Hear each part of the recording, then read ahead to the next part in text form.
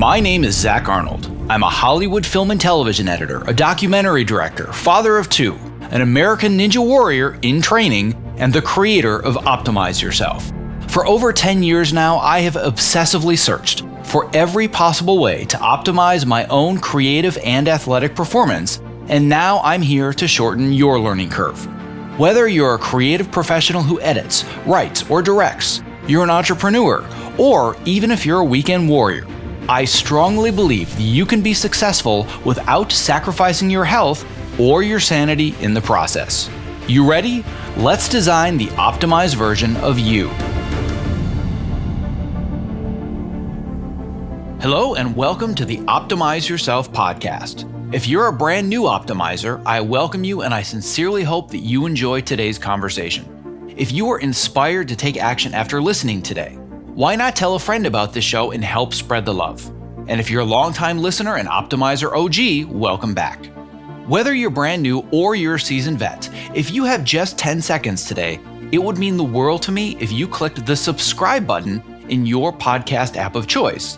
Because the more people that subscribe, the more that iTunes and the other platforms can recognize this show, and thus the more people that you and I can inspire to step outside their comfort zones to reach their greatest potential. And now on to today's show, which, to be honest, is going to be a bit of an experiment. As a longtime listener, you already know how much I love to do in-depth interviews on a variety of topics, whether that's allowing everyday people to share their personal and their inspirational journeys, or industry experts and world-renowned authors who share their expertise to help you optimize a specific area of your life. But today, what I want to do instead is give you an insider's glimpse into the world of my Optimizer coaching and mentorship program and what we call the hot seat.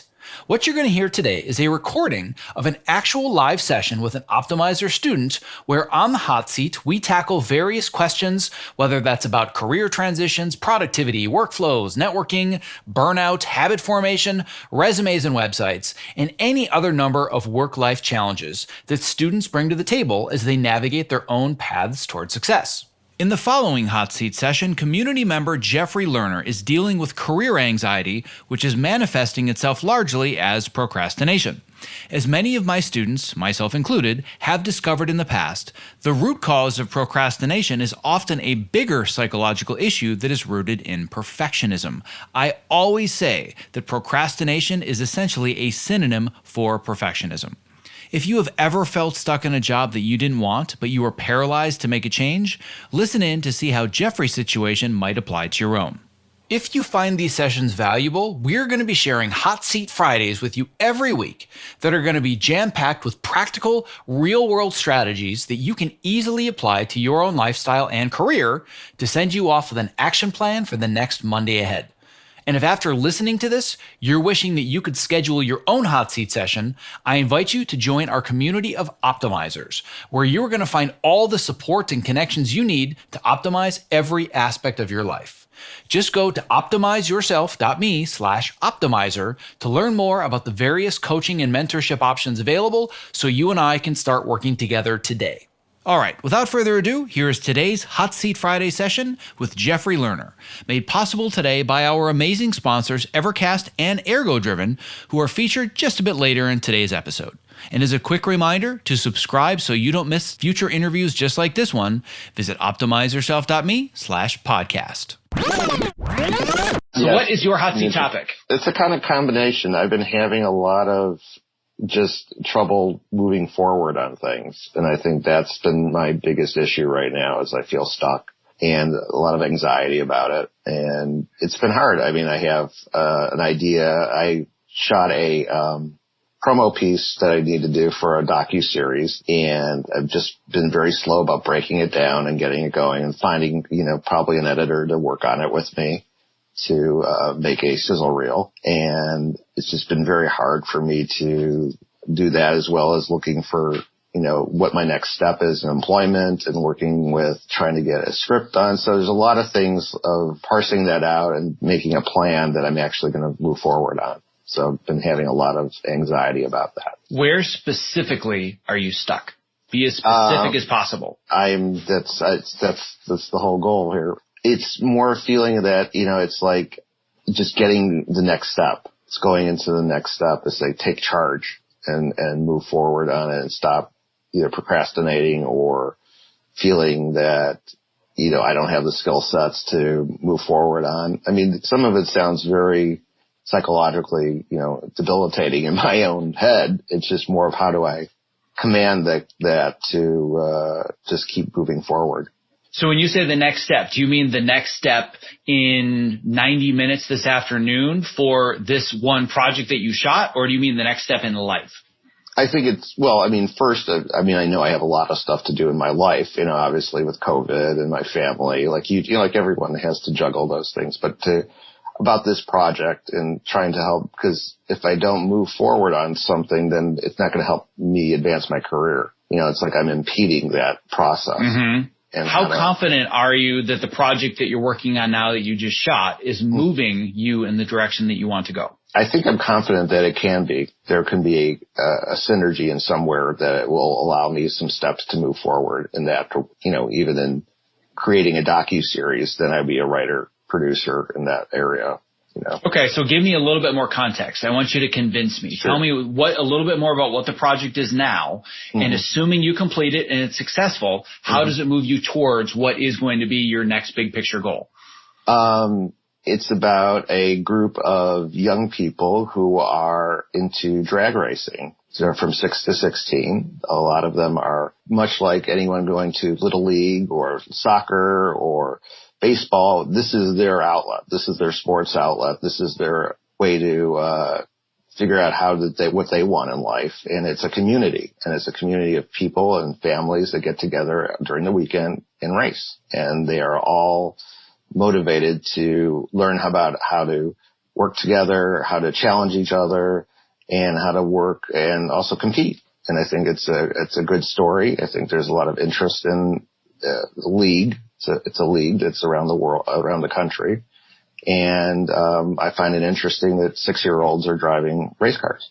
Oh my God, I didn't know you were talking about 6-year-olds. I assumed like teenagers, like 15. 6 to 16. Yeah. Wow, so 6-year-old drag racers. Yes. And what format specifically? Is this short form doc? Is this docu-series? What format is it taking? I think this could take a form of docu-series. Right now I have about 90 minutes of material to go through, some interviews and some B-roll we shot in Irwindale. And breaking that down, I did some transcripts, and I think there's something here. I mean, definitely there would need to be more shooting to wraparounds or do other things, but I need to give it need to get it going. It's having raw footage and just sitting there is not doing me any good. Right. So you said that I see it becoming a docu-series, but it sounds like what you're doing now is potentially like a promo reel or a sizzle reel. Like, what's the format of this one piece that you're working on? It should be probably a 3 to 5 minute piece that gives a flavor of what this is going to be, so that I can take it out to potential interested, producing companies or production partners to partner with, because I don't have a huge cachet about doing docuseries for networks. So definitely want to do something to get that interesting going. All right. So the short version is that you're putting together a 3 to 5 minute sizzle promo reel so you can find either a producing partner, investments, and or both, so you can turn this concept into a docuseries. Correct. Assuming that happens, what's the next stage of your career after this becomes a docuseries? Is the goal that I want to be a successful docuseries director and producer? Is that I want to be editing these? Like, what's kind of the big picture thing that this leads towards? Be a producer director, yes. So you want to be a producer director of docuseries?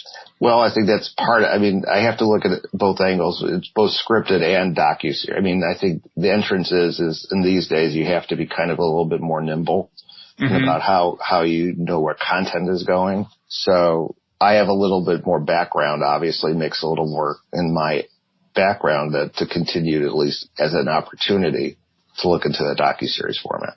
All right. So for you, it's about being a producer director, right, telling stories and various types of content, but it doesn't have to be docuseries, could be scripted, could be unscripted, yes, but really moving towards becoming a producer director of content. Correct. Yes. And it sounds to me like it's content that is in what I guess would be the inspirational genre, or like what is it specifically thematically about this drag racing story that is connecting you to it and making you want to spend what could potentially be a year or 2 years of your life telling the story? I do. I think it's a family aspect of it that I found, a community that I didn't expect, that they're like little pods of families that get together and they drive around the country. And it's not a cheap sport. It's somewhat expensive, to get into, but those people that do it feel, some of them actually go on to be real, later in life go on to race themselves in professional racing. So it's to me, it was about family. That was what it came down to, is that there was the mothers, the fathers, brothers, sisters, they all came out. They're all, helping each other, and then they help each other in the team. Like some may be in a different league or, different age division. So like the young girls will go with the older girl. There's this like mentoring that goes on, and also camaraderie that goes on that I thought that was interesting that they were building. And that sounds like something that could be potentially a theme that you would have in future projects that you want to direct and produce. Yes, I think family and camaraderie and helping each other, those are definitely themes that I like about what I want to do. Something like that.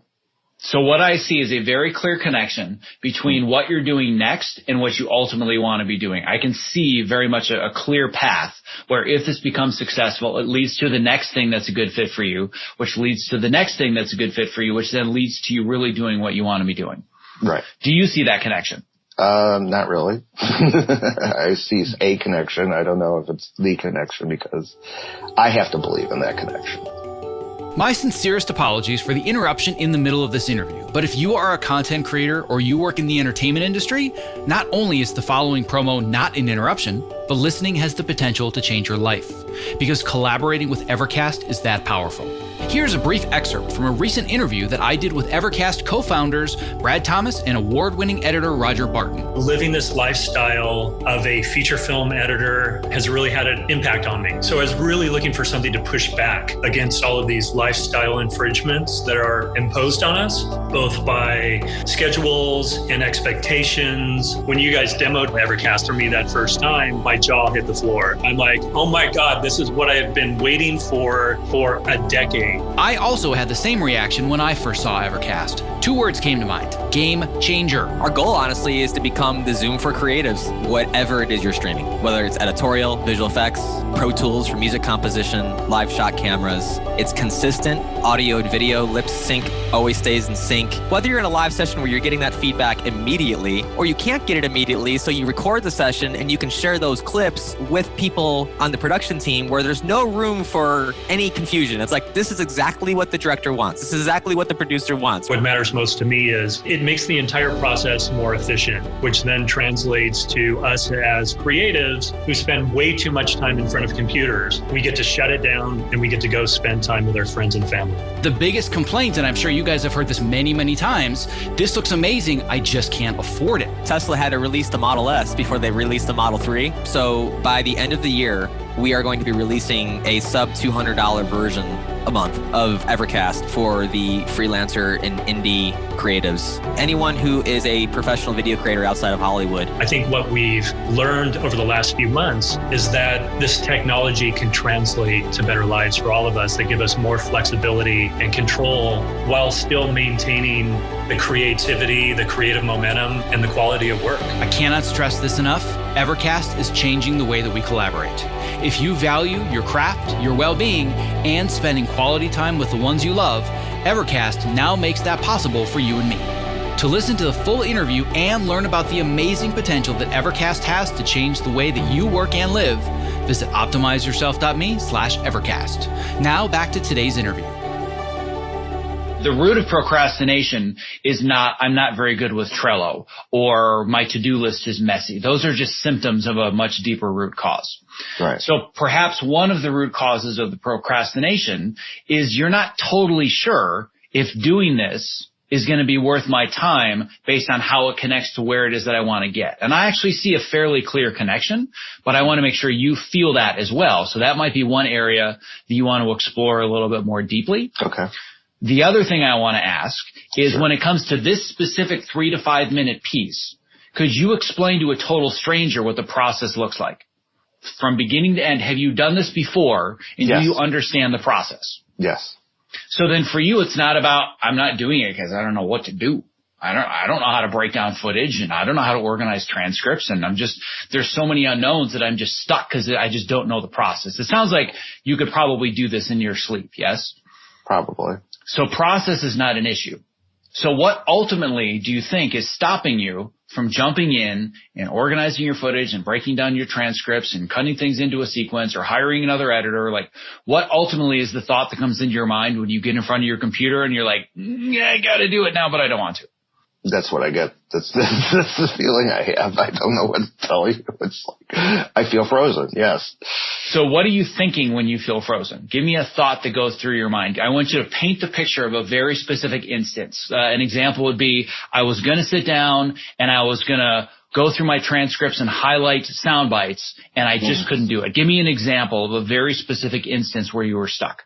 Just, brought in the footage into Premiere and, started watching it, and I think then it's like I stopped because like, oh, do I have enough? Do I have what I did this interview, or is the sound okay on this, or do we have enough B-roll, or maybe I need more photos, that kind of stuff. So. Do you see a theme between all those questions? There's a very clear theme. No, I'm sorry. I feel like Is this going to be good enough? Yes, that could be a good thing. I think that's probably my life mantra. Am I good enough? I think the deepest root cause of the procrastination is you're not sure that you're good enough to be doing this. Yeah. Is this going to be worth my time, and can I even make this good, and why should I bother? Right. So I'm assuming you've heard the term imposter syndrome before. Yes. Have you ever thought to yourself, watching this footage or putting this project together, who am I to tell this story and think that I can produce and direct this? Yes. Yes. All right. Okay, now we know why you're. Yes. I got it. Yes. You caught me. Yes. That is the. Oh, I'm not trying to catch you. No. I've admitted it to myself, so I know that's that. So it's not a matter of, well, my workflow is a little disorganized in Premiere. That is true too, but yes. But those are symptoms. Right. Those are symptoms. What I'm trying to find is the root cause. Right. And the root cause is you're not really sure this is worth your time because you don't think you can do a good enough job. And the best way that I have found to chip away at imposter syndrome is to do just the tiniest little things to get positive feedback from others. Okay. So an example would be, instead of living inside your own head and looking at this footage and saying, God, do I have enough? Like, this B-roll sucks. Like, why didn't I put the camera here? And I don't even know if I can tell this story. Mm-hmm. Do you have people in your circle that have enough expertise that they could give you an objective perspective? Yes, there are people. What I would say is do just enough work. Don't even think about how do I do a 3 to 5 minute reel, or how do I find a producing company that can partner with me to make this money so I can make a docuseries, so I can be a producer, an editor someday. The entire purpose right now for you, for your whole life, is to sit down in front of your computer and put together just enough material so you can go to somebody that you trust and say, what do you think of this? Do you feel like I have enough, not to tell a docuseries, but enough to make the story clear in 3 to 5 minutes that this would be engaging and interesting for a production company to potentially show some interest? If we break it down into smaller pieces, and the only one that's going to look at this is somebody that you trust that can give you good objective feedback, is that enough to take the actions necessary? Should. Try it. I mean, yes, it would probably be a little better for me to do that. Because let me play the devil's advocate. Sure. Is there any point in you spending, let's say, 3 weeks of your life putting together a 3 to 5 minute promo if your material sucks? Is there any point in doing that? No. Let's assume you're right. Let's assume everything you did is complete and total crap. Wouldn't you like to save 3 weeks of your life by showing it to a friend? And they're like, dude, this material, nobody should ever see this. Like, why are you wasting your time? Right. Well, great. Now you just saved yourself 3 weeks to your life because you got validation that your stuff is indeed total crap. That, to me, was a good question to ask early on that's going to save you. I don't think that's going to be the case. My guess is it's going to be the opposite, where they say, this is really cool. I didn't even know that this was, like, I'm already engaged with this. The idea of family and camaraderie and 6-year-olds drag racing, like, when you're done with this sizzle reel, I want to see it. This sounds cool to me. And if your footage isn't perfect, I kind of don't care. What I care is, do you know how to tell a story? And if I'm a production company, do I want to be a part of this? Mm-hmm. And I think, you know what? His B-roll is not great. And the interviews, the lighting isn't terrific, but this guy can tell a story. And with our resources, this is the story that I want to tell with him. Mm-hmm. So don't focus so much on the details. Focus on, is this really something compelling and engaging? And can I convince others of that? And the first step is showing it to some trusted people, just asking, do I have something here? That's it. You don't even need to cut it together. Just give them a string out. Here's 5 minutes of interviews. Here's some B-roll. Like the people that would understand what a raw string out sequence looks like, right, that are going to know that stage of the process, just see if they think you've got something. And that might be just enough to chip away the tiniest little bit of imposter syndrome so you can cut the reel. You might still not believe, oh yeah, I'm going to get a $3 million package and I'm going to make it a docuseries, but I've gotten far enough that I believe in my sizzle reel. So we're going to chip away at it one tiny piece at a time. If we do that, does it make it simple enough for you to sit down at your computer today and take one action for 60 minutes to move this thing just the tiniest bit forwards? Yes. What are you going to do for 60 minutes today? What's the next thing you're doing? I'm going to string out the interviews into a sequence. So, I mean, I'm not a full editor per se, but I can do this kind of work, you know. Sure.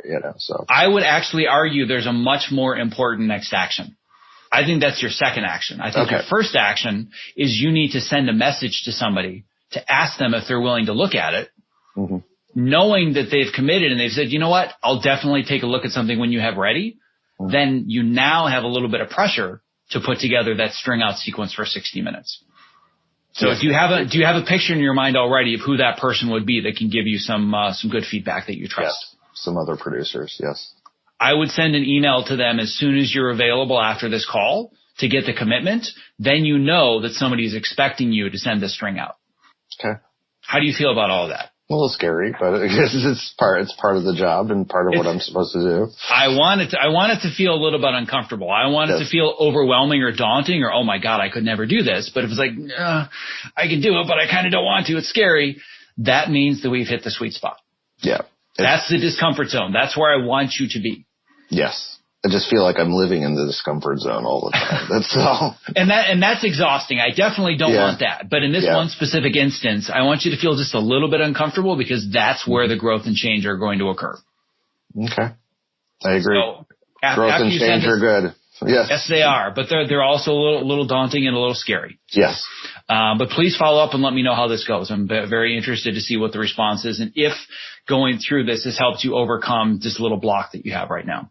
I appreciate it, Zach. Thank you. You bet. I appreciate you coming here and being so open and willing with the group. This is going to be very helpful not only for you but for others as well because you are not the only one that struggles with this. I know. It's just I feel like it at times. Yes. It's a problem. We all do. We all feel the same way. So but just know that you're not alone and we all go through it. Before closing up today's show, I would love to ask for just a couple additional minutes of your time and attention to introduce you to one of my new favorite products created by my good friend Kit Perkins, who you may recognize as creator of the Topomat. Here is a brief excerpt from a recent interview that I did with Ergo-Driven co-founder and CEO Kit Perkins talking about his latest product, New Standard Whole Protein. I'm into health and fitness generally, but I want it to be simple and straightforward. About a year and a half ago, I started adding collagen into my protein shakes. And man, the benefits were like more dramatic than any supplement I've ever seen. So I thought, if I could just get this down to coming out of one jar and it's ingredients that I know I can trust, and you just put it in water and you don't have to think about it. When people think of protein powders, they think, well, I don't want to get big and bulky. And that's not what this is about. To me, this is about repair. So a big part of what we're talking about here is you are what you eat. Your body's constantly repairing and rebuilding, and the only stuff it can use to repair and rebuild is what you've been eating. Unfortunately, as the years have gone by, every day getting out of bed, it's like, 2 or 3 creaks and pops in the first couple steps, and that I thought you just sort of lived with now. But yeah, once starting the collagen daily or near daily, it's just gone. So for us, job 1A here was make sure it's high quality, and that's grass-fed, 100% pasture-raised cows. And then the second thing, if you're actually going to do it every day, it needs to be simple, it needs to taste good. Well, my goal is that for anybody that is a creative professional like myself that's stuck in front of a computer, number one, they're doing it standing on a topo mat. Number two, they've got a glass of New Standard protein next to them so they can just fuel their body, fuel their brain. So you and I, my friend, one edit station at a time are going to change the world. And even better for your listeners, with code OPTIMIZE on either a one-time purchase or that first subscribe and save order, 50% off. So if you do that subscribe and save, that's 20% off and 50% off with code OPTIMIZE. That's a fantastic deal. If you're looking for a simple and affordable way to stay energetic, focused, and alleviate the chronic aches and pains that come from living at your computer, I recommend New Standard Whole Protein because it's sourced from high-quality ingredients that I trust and it tastes great. To place your first order, visit optimizeyourself.me/newstandard and use the code OPTIMIZE for 50% off your first order. Thank you for listening to today's episode of Hot Seat Fridays. If you find this new format valuable, please reach out and let us know. Just go to optimizeyourself.me/contact to leave your honest feedback. And if after listening, you are wishing that you could schedule your own hot seat session, I invite you to join our community of optimizers, where you are going to find all of the support and connections you need to optimize every aspect of your life. Just go to optimizeyourself.me/optimizer to learn more about the various coaching and mentorship options available so you and I can start working together.